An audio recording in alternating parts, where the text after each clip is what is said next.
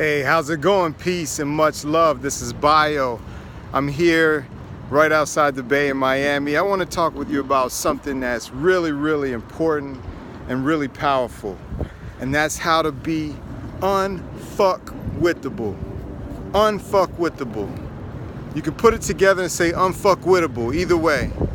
How do you do that? How do you maintain happiness? How do you maintain joy regardless of circumstances? Regardless of people, regardless of possessions, regardless of things, regardless of problems, challenges, pains, illness, sickness, anything that's hurting you or bothering you or stressing you out, you know? How do you do that? How do you become unfuckwithable? Well, the way that you do that is very simple. You have to know yourself. And when I say self, what I mean is yourself as in what created you and what you are now. Basically, knowing yourself and knowing God. Knowing yourself, knowing God, and knowing the universe. Having a real knowledge and understanding and wisdom of what the universe is and how you fit in with it and how you flow with it and how you make it real in your life. And a lot of people may feel like, you know, because of this circumstance, because of this person, because of this problem or this issue or this challenge, this loss, this pain, this grief, that you don't have the capacity to still feel the same level of power and resonance and freedom that you deserve. And I'm going to just tell you that one of the ways that you can feel that is by being at one with everything that is, being at one with abundance. And you might say, well, you know, Bio, my back is against the wall, you know, I'm feeling pressured. I feel like I don't have anywhere to turn. I don't have anyone. I don't have anything. All I have is this problem or this issue or this challenge. But all it takes is just one thought to find just a little bit more abundance. One thought to just have just a little bit more faith in yourself and the universe and the whole experience of life in itself. It just takes that one. And when you're able to do that, and if you could just be around something that's natural, something that's beautiful, something that abounds with abundance, like even this view here behind me, if you can see, there's just so much largess, opulence, abundance, wealth, and prosperity, and that is actually what you're made up of as well. I know it's a lot to bring into just one little video, but with Dream Life Empire, one of my missions is to help people see what it takes to live your dream life, whatever that might be. Whatever it takes to help you manifest more success, health, love, awareness, and wealth, peace and prosperity, more joy, more just everything that you want in life, all the great things that you want to succeed and have, be, do, and have. And how you do that is through truly understanding what you're made of. Think about it. If you're made of energy, right? Energy and matter is neither created nor destroyed. If you're made of energy and you are part of that energy, then all that can happen is that energy can just shape and shift and transform. That's really all that can happen with that energy that you are. Emotions, these feelings that we have, maybe it's of sadness or lack or grief or something like that. All these are just energetic vibrations going through our body. And, you know, as someone that I've experienced a lot in my life. I've seen loss. I've experienced homelessness. I've experienced, you know, success. I've experienced accomplishment. I've experienced love. I've experienced pain, joy, pleasure. You know, different environments, wealth, poverty. After a while, when you start getting older, you start realizing your role in it whichever aspect of it that you're in. Let's say that if you're in a very successful state right now, you're achieving a lot, you're reaching all of your targets, your goals, you're feeling totally at peace, at joy, you're feeling totally connected, then in that state, then that means that you basically had a large choice in that. You helped to create that. And likewise, if you're feeling down, low, defeated, depressed, feeling like you don't have the experience of joy or success that you want, you likewise have also created that. And it wasn't until I really went through a lot of highs and lows that I realized, okay, even when things are at their absolute worst, I have the ability to choose and the ability to decide what I know is true. What I know is true within myself, which is ultimate peace, ultimate abundance, ultimate expression of life itself, of love, of joy, of all the values that I hold important.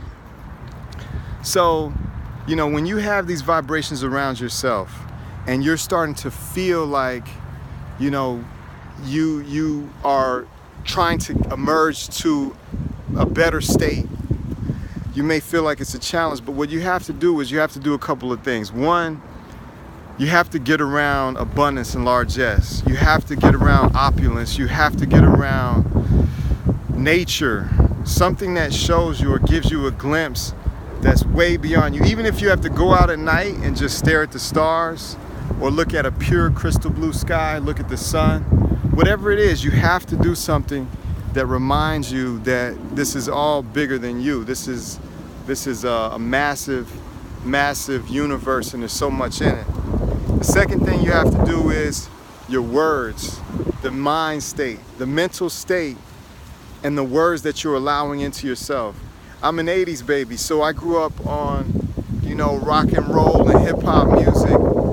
And, you know, I had a thought earlier today that, wow, you know, there was a point at which hip hop music and the culture of hip hop was a gateway to all of this. It was a gateway to higher consciousness, health, love, awareness, and wealth. It was an opening for you to tap into knowledge of yourself, knowledge of God, knowledge of the universe. It was a gateway for that.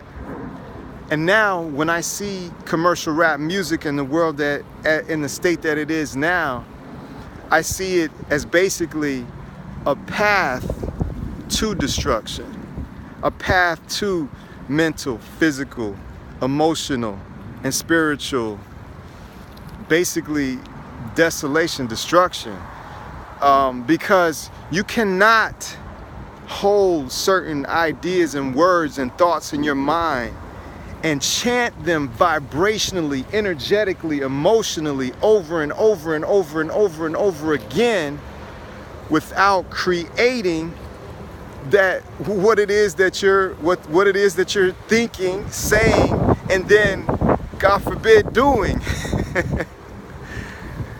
There's no way. So what happens is people take this powerful word that we have, this gift of lyrical dexterity, this gift of thoughts and words and actions, and this powerful word. They take this powerful word that they have and they say things to describe a bleak reality of pain, poverty, despair, destruction, greed, animosity, lust, hate, envy, of everything that's, you know, simple and peaceful and good. They just basically just smash it up and just say this is the way the world is, and then they put it over some hypnotizing, vibrating, pounding beats, and they massively duplicate it all over the world and just circulate it in the world, matched with the news and all of the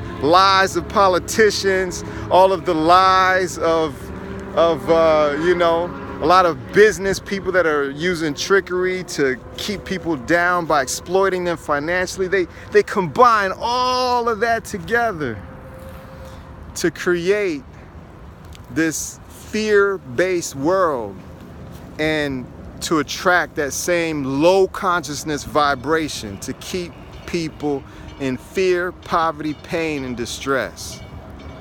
So I basically, like, rap music is like kryptonite to me right now. When I'm around what people call modern rap music, that shit is like kryptonite to me. I'm Superman, and I cannot be around kryptonite. So what I do now is I'm on a fast from those low vibrations, because in my path I've been up, I've been down, but everything I've done, I did it my way. You know, I just put out the recent recent digital version of the Hip Hop Driven Life, a Genius Liberation Handbook. Now, what I'm speaking of is the hip hop which I grew up with and which was a big part of my life, which was the hip hop that led me to a higher state of consciousness, a higher state of evolution, that were principles that led me to be largely the man I am today. But it's a challenge and it's a double-edged sword, because many people out there are so ignorant, they think that this rap music is hip hop. And the sad part about it is, I'm only one man, and there's a lot of us, men and women, gods and goddesses, kings and queens, princes and princesses, who understand what I'm saying. They understand what true hip hop is. Unfortunately, we are outnumbered. We are outnumbered by the ignorance and the misinformation, miseducation, and lies and deceit. We are outnumbered by that. But what I realized was important is that as a speaker, as an author, as a man of principle, as an MC, that I'm going to teach what I know about this from paradise. I'm going to teach about it. I don't have to go into your fucked up clubs and your, environments where you replicate the same ills. I don't have to go there. All of the greatest prosperity teachers teach from paradise. Doesn't mean that we haven't attempted to go into those places. There are people that have gone into the hood, the streets. Believe me, I've been in hoods and all kinds of environments of pain, poverty, and low consciousness, low vibration. But I had a client, a fitness client, who was had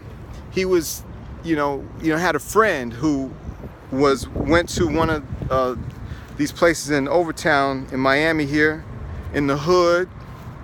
His friend went and bought some kind of like drug or something like that, a little bag or something, and died for $10.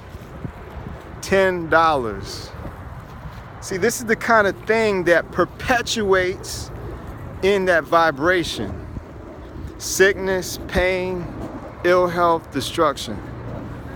So we cannot focus on that, and we cannot bring that into our existence. A lot of people also have another mistake. They think, we're talking about money and boats and cars and gold and paper money and all of these things. We're talking about all of these things. So we're talking about wealth and success.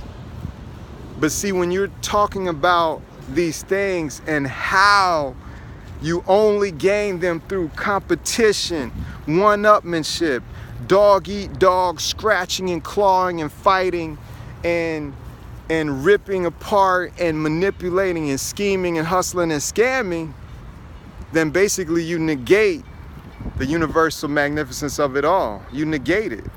Because all of this right here is thoughts. This is just a thought. My ideas attract money indeed. Miami, that's what Miami means to me. It means that I have an idea about Miami, that my ideas attract money indeed. And Miami is a beautiful, abundant space. It's a beautiful, abundant place. So you can have that ability to do that. Now, in the face of that, there will be tests. And the test is, what are you going to choose? Are you going to continue to choose the vibration that sinks your spirit, makes you feel low, makes you feel the struggle? Or are you going to choose the vibration that makes you feel good, like that love vibration of Bob Marley? Which one are you going to choose? See, and that's what happens is, when you choose one more than the other, more manifests in yourself more than the other. So that's how you become unfuckwithable. And that's how you really, truly maintain a resonance and a radiance of happiness despite what people are around you. Now, after you've changed your thought, after you've changed the word, the next thing is your actions. Now, let's say that, you know, you've lost a loved one, or you're going through some grief or some pain.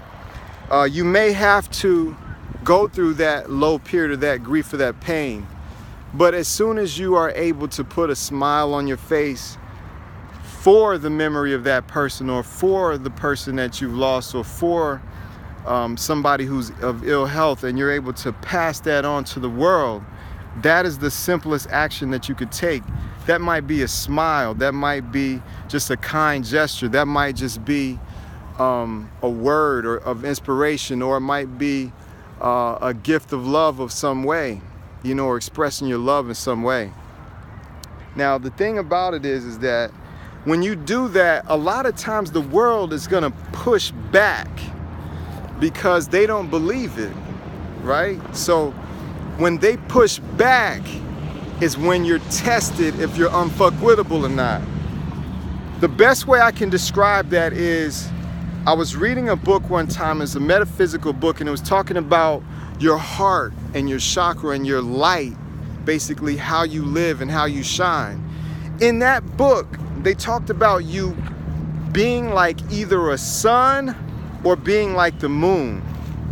And I have many times been like a moon in my life, basically going into an experience and waiting for the environment or another person or another group of people or whatever to see how their energy is, and then reflect on that energy to blend in.